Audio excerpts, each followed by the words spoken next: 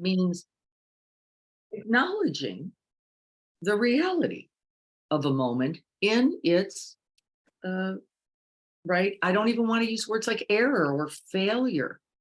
I don't think it's true. In its wisdom, maybe we could say in its wisdom. And so the Buddha himself said this. He said, if you do not have regret, you are now set well for the practice of Samadhi. You are set well. If you have regret, you will have to first attend to the regret, because you will not be able to sit in stillness, in silence, in open, groundless space without suffering. You will need to attend to this. It's not like just sit down and all will go well. And in fact, we call that sila, S-I-L-A, sila. It means the moral, ethical intention in the practice. The moral and ethical intention, without which we know there is no practice. Otherwise, you're just a good focuser. You're a great sniper. You can hit the target, but the good in it is suspect. We have to be watchful. We do not talk enough about sila in our culture. Does anybody know why? We don't talk about it enough. We don't like ethics. We don't like them. Like, I don't want to be told what I have to do. Well, you're not going to be told. It's harder. It's harder than being told. It's easier when you get the list. Just don't do that. Just don't do that. Don't do that. You go, this is good, because now I just got my list. You just don't kill people and you're pretty good. Well, it's not that easy, is it? Because well before you killed somebody, you were judgmental, you were harsh, you were critical, you were condemning, you were comparing, and guess to who? To you. Look at the harm. And then, right? On a continuum, and then. And so technically we're murderers every day. How do you like that statement? Somebody's going to quote me for this, and please feel free. We're murderers every day. We didn't, but what did we do? Judged, compared, criticized, devalued, minimized, shut down, walked away, got distracted, hoped it would go away. Didn't we? Right? And so that's the ethic that we commit ourselves first and foremost. We do that then, we'll talk about it some more. I'm going to talk about it over the next few weeks. Before regret, we have to have a clear sense of the precepts. The precepts say, I'm always going to try to do this more than this. I'm always going to try to contribute to well-being rather than to contribute to harm. That's our first precept, by the way. It's cause least harm. Number one. When we sit in our practice today, we're going to sit with that number one goal. We're going to even call it a goal. To cause least harm, which means you're going to have to pay very close attention to the seeds in you that are already in place, the dependent arising, that are already there, ready to go, pop. Well, that was stupid. There I am thinking again. I must have had that thought 100,000 times. Well, there you are, just thinking again. Now, could I do something different? Is what we're going to make our second precept for the week. Can I do recognizing the habit nature of those conditions, to shut down, to get busy, to close off, to be judgmental? Can I do something different? What's the number one thing you could do? Number one thing you could do. Like, forgive yourself? Nope. That Nope. comes way down the line, folks. I mean, way down the line, because forgiveness is a big old bucket of stuff. You could Just pause. have awareness, Yeah. pause. Yep, recognize. Couldn't you? Wouldn't it count? If you saw yourself being unkind, cruel, judgmental to yourself, wow. And then stopped it, wouldn't that be something?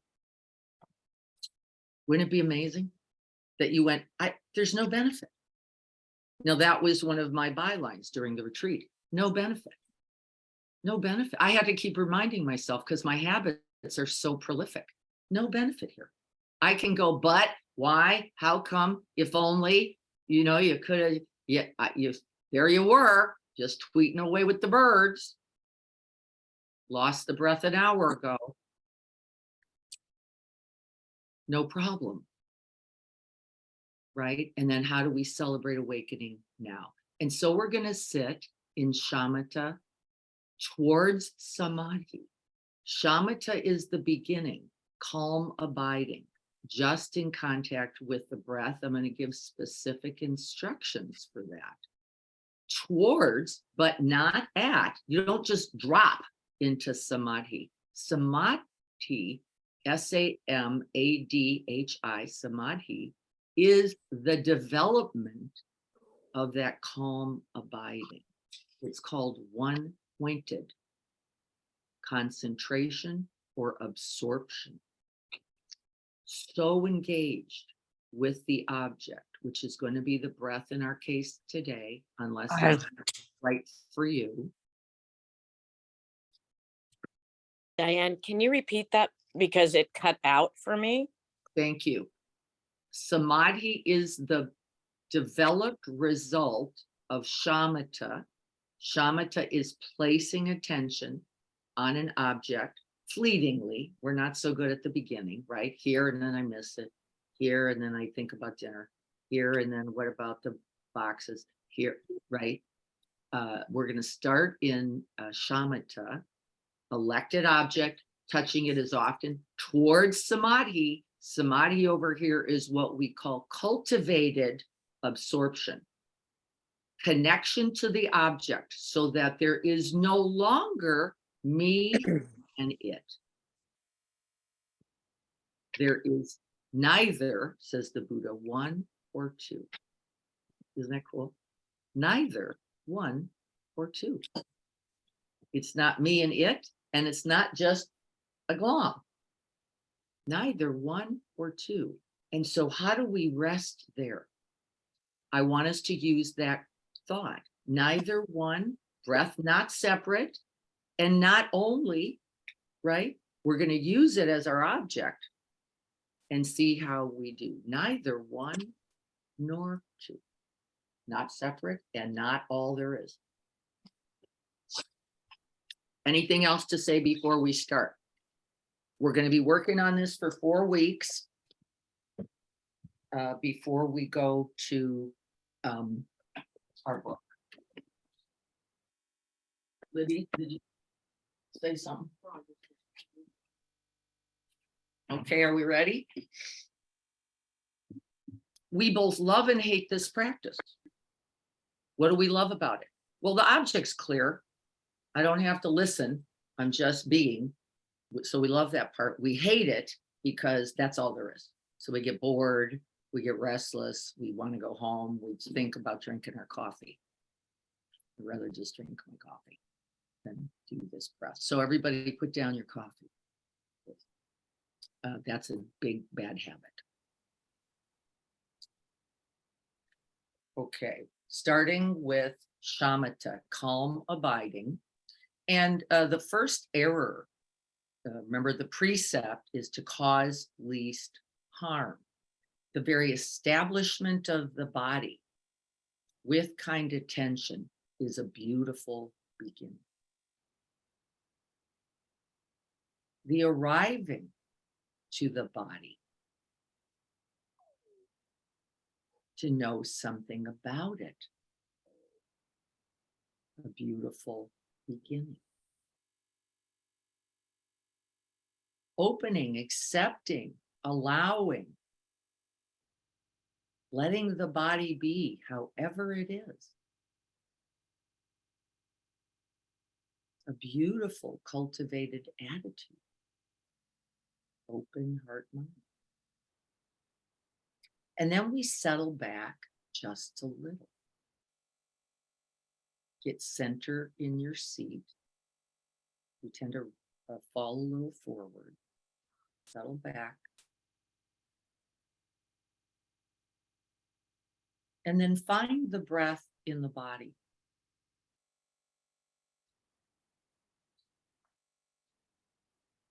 And be watchful of the tendency to find a breath spot. It's often in the teachings, anapanasati. The problem with anapanasati is we create too tight a container, and then we can't sustain it and we get frustrated. So find the breath in the body. And the very best way to find it to begin is to find the whole body breathing.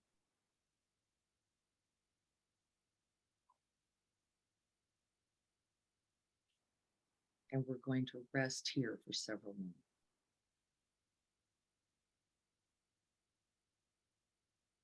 May we offer this practice to the benefit of all beings everywhere, without exception.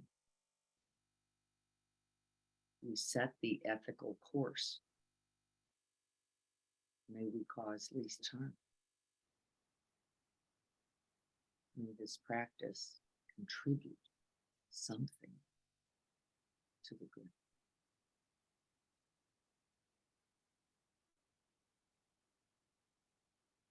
And we do so for all beings.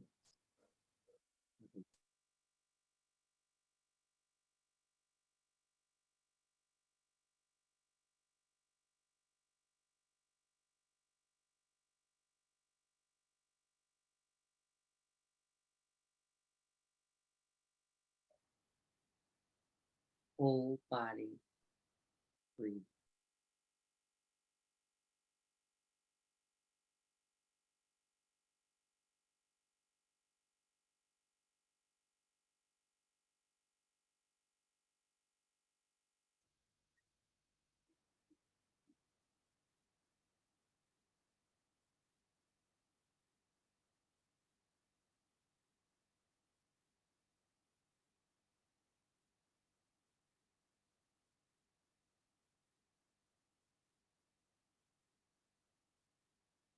You may notice the rise of the shoulder, the expanse of the ribs, the belly, the sense of wave or just movement.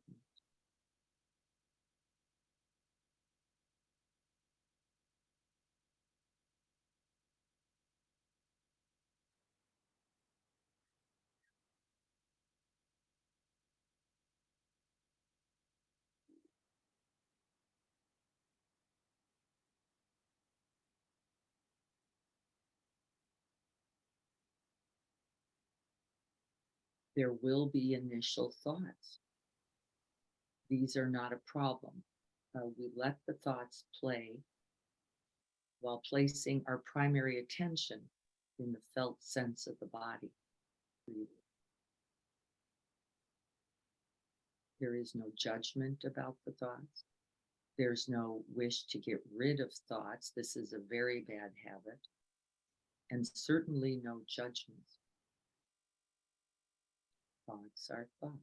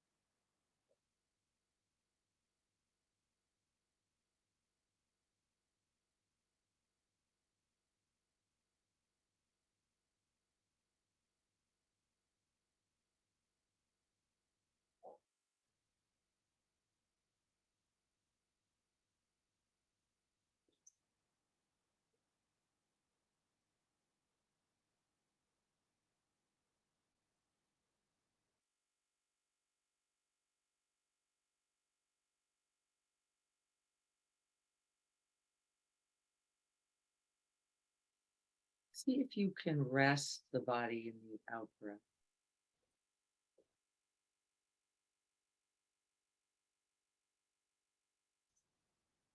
Let it melt the habit mind down into that open space, that ever available gap.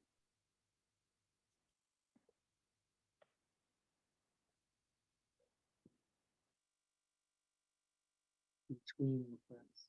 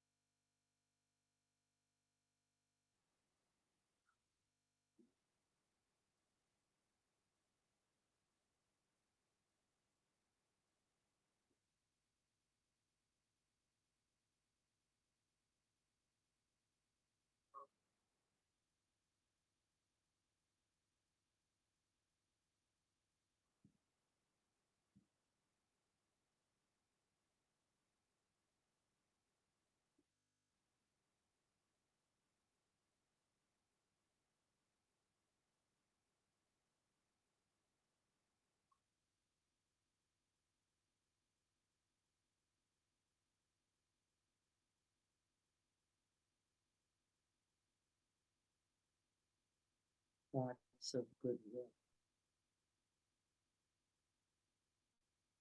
thoughts of compassion,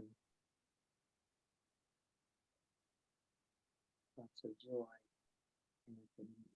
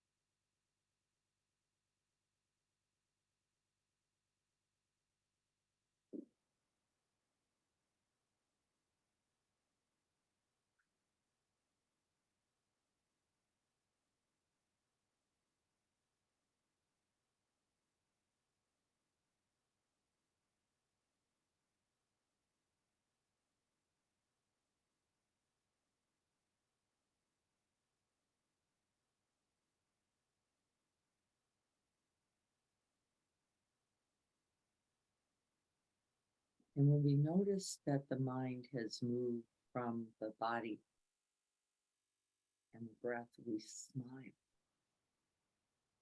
It's a beautiful beginning.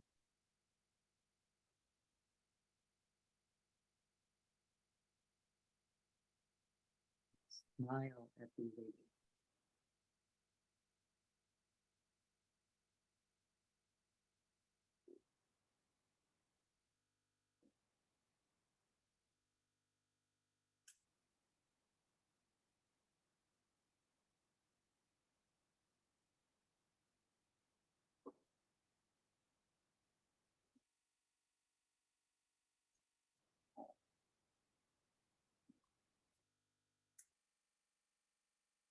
And we let go of the idea of breathing.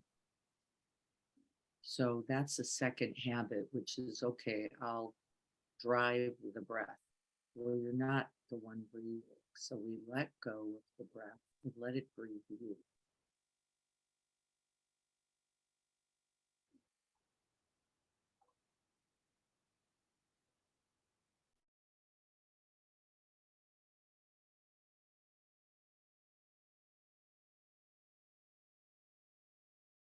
This is a practice all its own.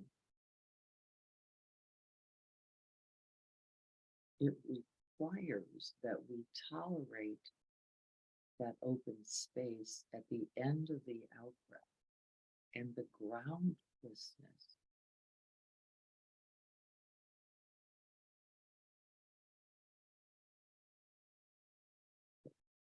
Nowhere to grab.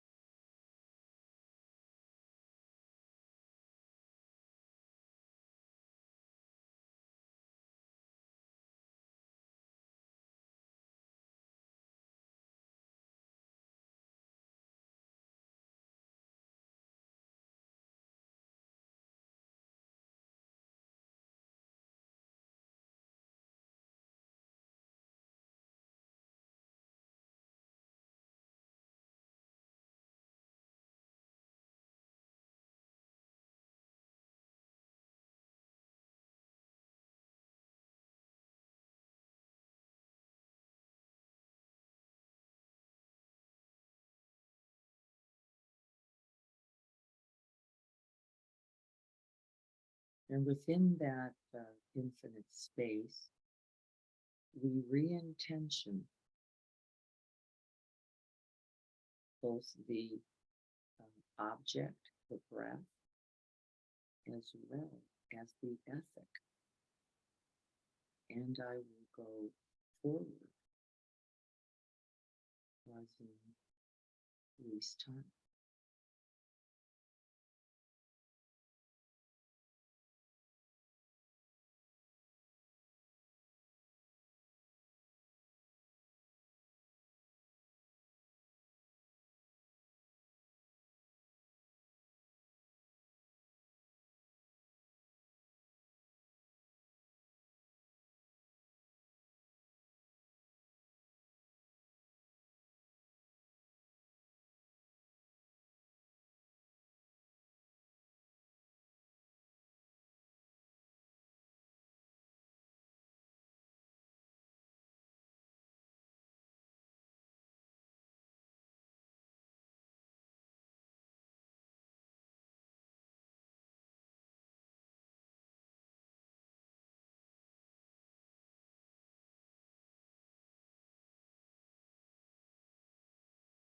And then when we notice the skanda, we call it, a habit process arising as it will, rather than let it take us away,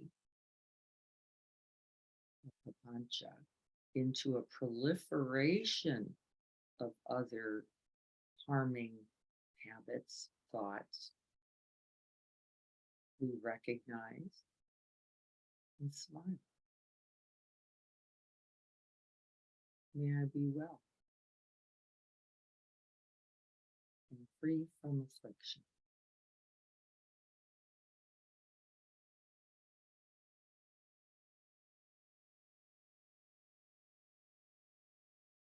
We do something different.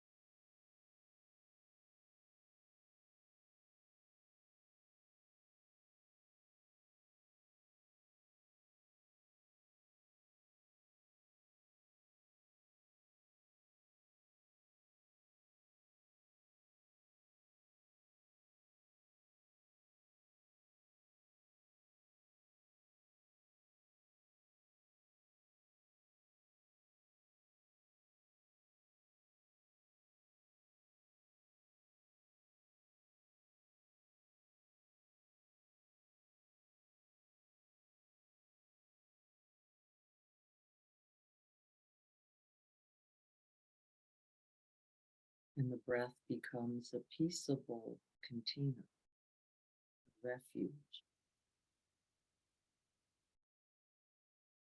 a welcoming embrace.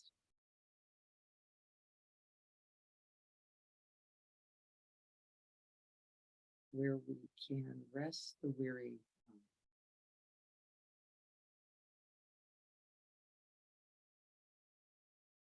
grounded in love, compassion, kindness.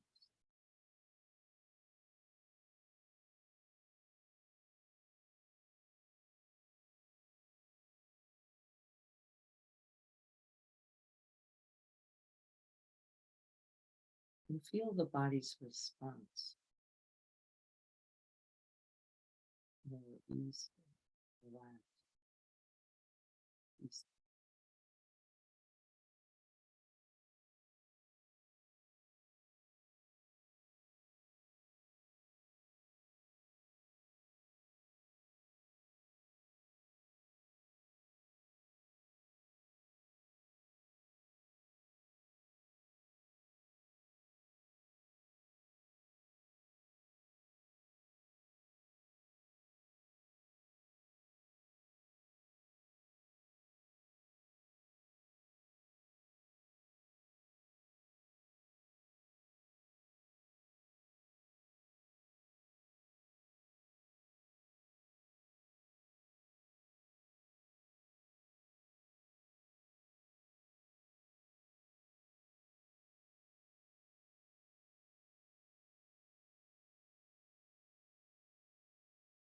If a harsh thought, a judgment,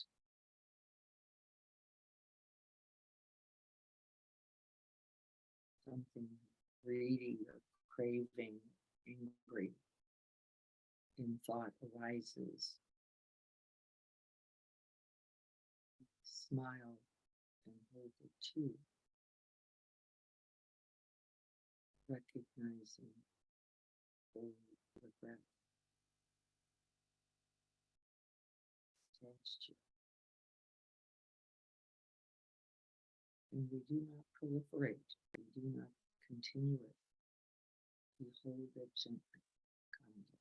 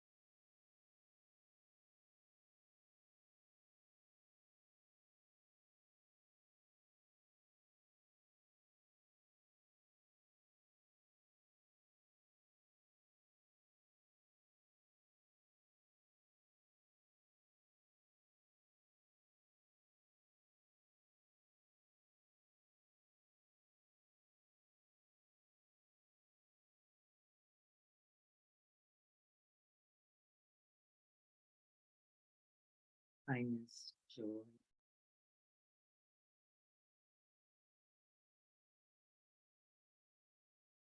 radiating through every breath.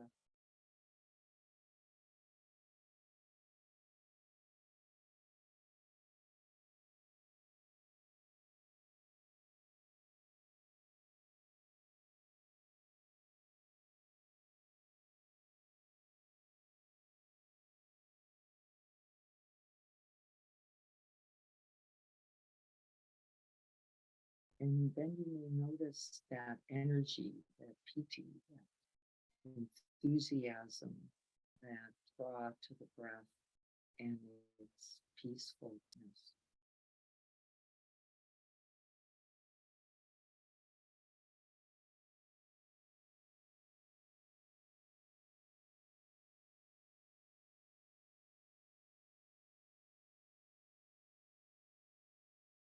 And so we commit ourselves and we stay.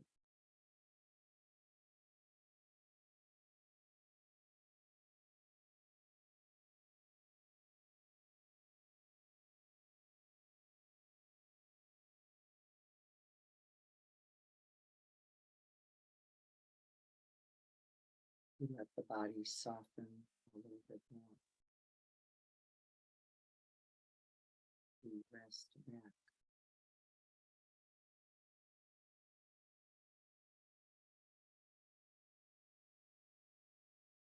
We allow ourselves to be graced.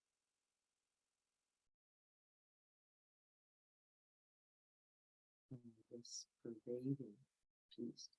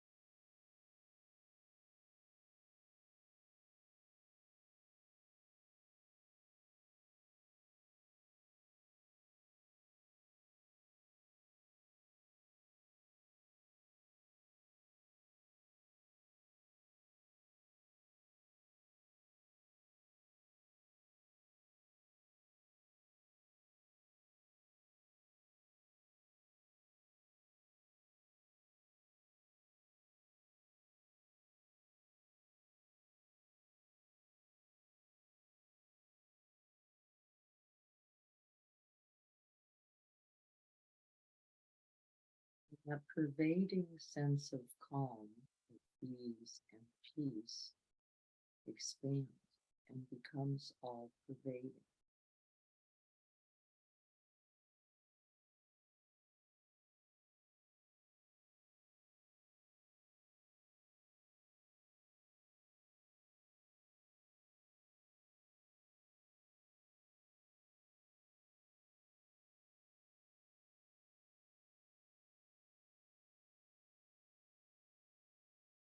And it holds everything.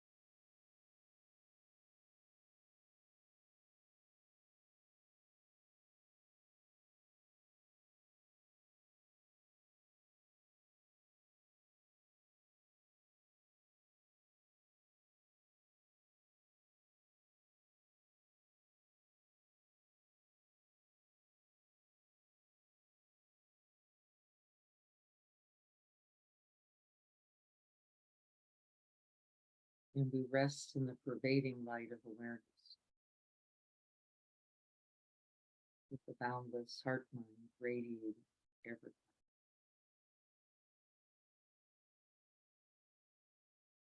Cultivating calm, ease, peace, and joy until all beings are free and awakened.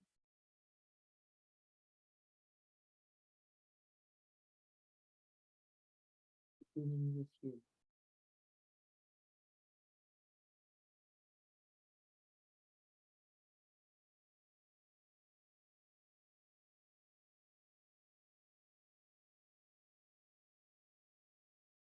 You are your greatest gift and contribution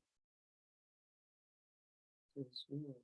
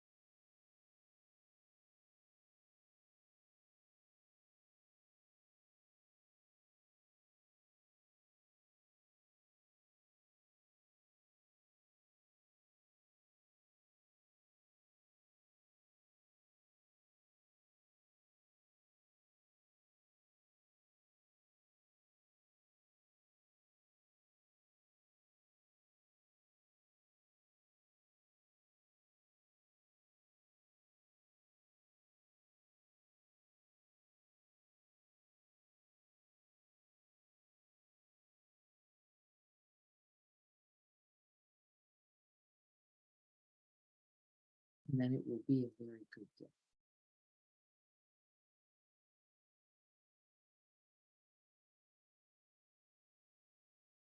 And so, how does the practice, this very basic breath awareness, shamatha practice, how does it inform you? How is it a benefit? What do you notice?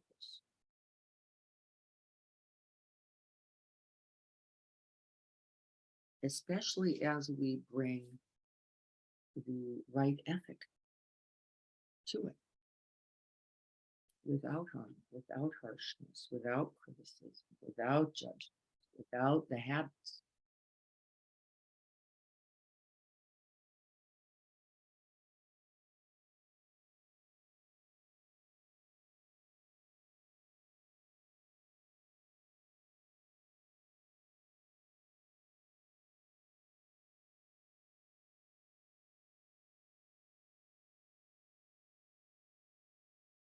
And then for me, the question always is, what is it that I forget every day that I need to remember?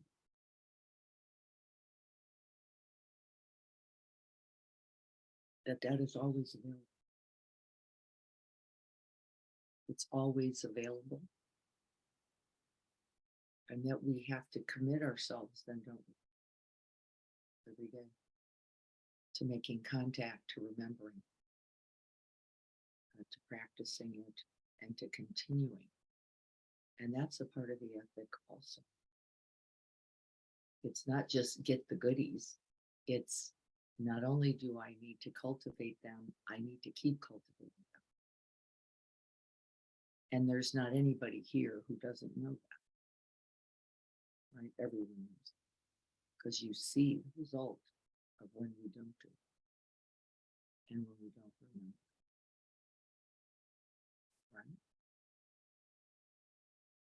So any thoughts about that? It would be useful then to look at what gets in your way of at least finding your way to the 60 breaths as your minimum, and then letting that grow and cultivate itself, but at least as a minimum. And boy, it's not so easy. It's not so easy. I was at the dentist yesterday, and I love this dentist, Terry Yoshikani. She's just delightful Japanese woman, middle-aged Japanese woman. And she came over and she said, "Wow, you seem especially peaceful today." I said, "I think probably I am." And she goes, "Yeah, most people don't come into my office though." I said, "That's interesting, because what a privilege, right? To get care for your teeth, care for your body, whatever that, how we ever get to them." And she said, "Yeah, I don't think most people see me that way." I said, "I'm sure that's probably true." And it's funny because her dental practice, you elect it. It is not a basic care. It's teeth straightening, right? Realigning, stuff like that. So that's really interesting. She goes, "Oh, I just deal with suffering all day. People just going, I don't think I can do this. And it's uncomfortable." And so what's your secret? What's your secret? And I said, "Oh, I just spent 10 days doing nothing but meditating." And she went, "Well, how do you do that? How does anybody do that?" I said, "Oh, it's not that. First time, commitment, intention, re-intentioning again and again, right? Hot, cold, people know the whole thing." And she said, "Well, I guess we better teach more of that." Right? Isn't it true? And the way we teach it, I think, because we're all teachers, right? Is we be it.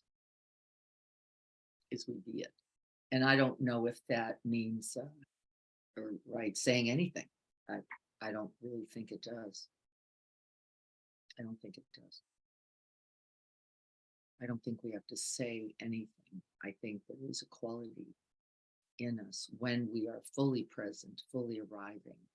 We're in that calm abiding. It doesn't mean we're not having fun. It doesn't mean we can't, right? It has nothing to do with personality, but it comes from a place, I think, of stillness. It comes from a place of ease and openness that I think we all want.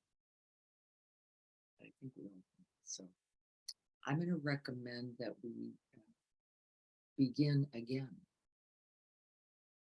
We begin again and then continue.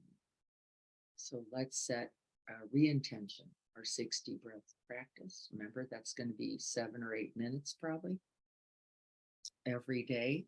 And let's see if we can't really, with the heart mind, towards abiding. And can we easily, lovingly abide everything, including habits? The answer is, oh, absolutely. It's not like they don't appear, but they don't appear as the enemy then. They don't appear as the bad. They don't appear as the other anymore. They just simply arise and are greeted peacefully. So we'll stick with the practice, I hope. This Saturday will be the Dome Retreat. I will be sending out constant contact with the link to sign up again. Please come for half or whole day out to Elfin Forest, to Pete's amazing, truly unbelievable dome space. We have plenty of room. San Marcos, people said, wasn't it hot out there? And the answer was definitely not. The breeze at Quest Haven, 3 to 5 mile an hour breeze was absolutely stunning, and kept the energy up because it was anything but hot and humid. It was just amazing. So don't be afraid that you're going to be stuck in a sweltering heat pot. And Pete's dome is air conditioned. Now, besides, if we need that, but the breeze up there is also quite spectacular. So I hope you can join us for half, whole, or part of the day. Please do. You'll get the link again today. And next Saturday, we will be back in the garden. Not this Saturday, the 29th, but the following Saturday, which I feel like is maybe the 5th or 6th, somewhere in there. Just know we'll be back in the garden. Beautiful time to be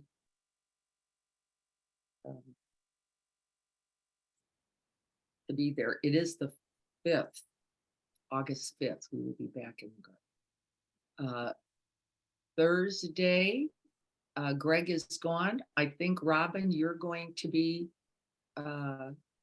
guiding. Okay. That would be. Thanks for reminding me. Yeah, I think Greg. I'll do it again. I'm happy to. Yes. I told Greg to let me know. So okay, I sent an email. Yep, I'm good with it. Love it. Great, thank you. I would do it, except I'm going to be getting my hair cut at 7 in the morning. And so I can't do, or we could do a hair cutting meditation. That would be another option. So anyway, blessings to all. May we take those few breaths just to remind. All pervading peace available here.